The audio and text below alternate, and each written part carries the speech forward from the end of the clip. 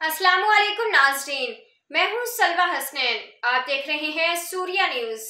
आइए नजर डालते हैं आज की अहम खबरों पर। बहावल नगर फोर्ट अब्बास में चेहलम इमाम हुसैन अलैहिस्सलाम अकीदत व एहतराम के साथ मनाया जा रहा है।